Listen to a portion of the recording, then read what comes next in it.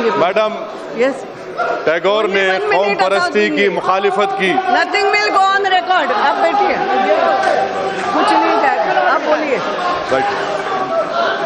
Madam, Tagore ने कौम परस्ती की मुखालिफत की, गांधी ने अवामी कौम परस्ती की बात की। दोनों ने हुब्बुल वतनी को कौम परस्ती पर तरजीह दिया।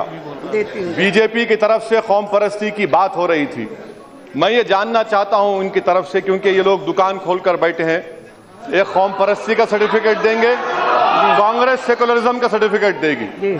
मैं बीजेपी से पूछना चाहता हूं, नागा लिम, नागा एकॉर्ड क्या है? वो नागा लिम कहते हैं और हिंदुस्तान को नहीं मानते। आप हिंदुस्तान में उनसे बात नहीं किए, सिंगापुर में किए।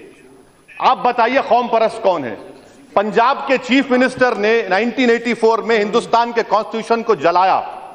आप उनकी तायीद कर रहे हैं। कौम परस्त कौन है? तीसरी बात, आप अफजल की बात करते हैं। आप अफजल की बात करते हैं। जो नारे जेएनयू में लगाए गए, मैं उसको नहीं मानता, मैं उससे मुत्तफिक नहीं हूं। मगर श्रीनगर में रोज जुमे के दिन नारे लगाए जाते हैं, क्या पूरे श्रीनगर को बंद कर देंगे?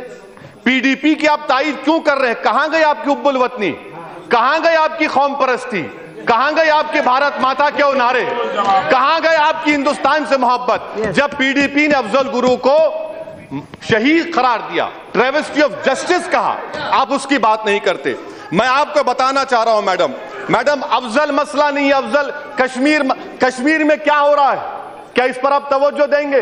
और यहां पर कांग्रेस के लोग जब कह रहे थे फ्रीडम ऑफ एक्सप्रेशन, मैं इनकी नहीं मानता इनकी इस बात को भी।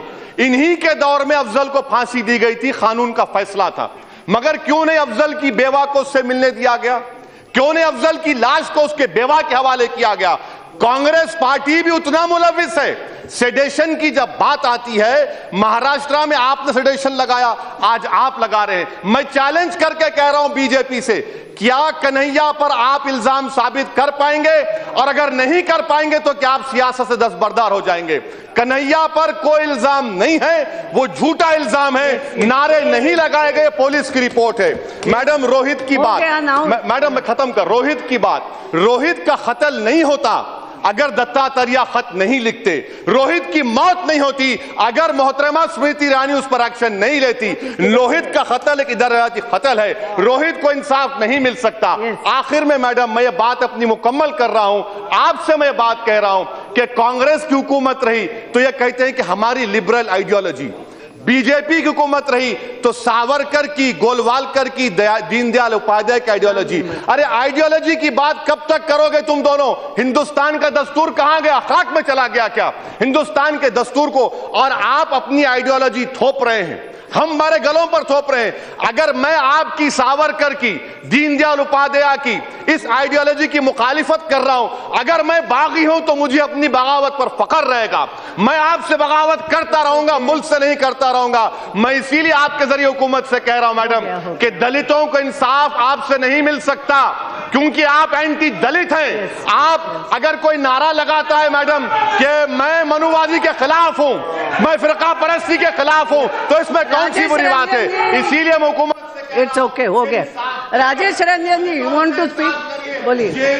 गलत हो रहा है, जेएनयू में जो गलत हो रहा है, और इस तरह से करने से आप जेएनयू में नहीं दाखिल हो सकते। बैठिए, हो गया। अध्यक्ष जी, राजेश रंजन जी, मैं बात खत्म कर, कहाँ कर रहे हो? बात को मुकम्मल प्लीज।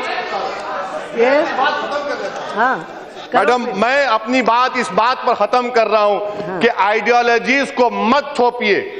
आप हिंदुस्तान के दस्तूर पर कायम रहिए, हिंदुस्तान के कॉन्स्टिट्यूशन की बात करिए जिसमें फ्रीडम ऑफ एक्सप्रेशन है, और उन तमाम चैनलों के खिलाफ एक्शन लीजिए जो झूठ बता रहे थे कि हिंदुस्तान के खिलाफ नारे गए। शुक्रिया।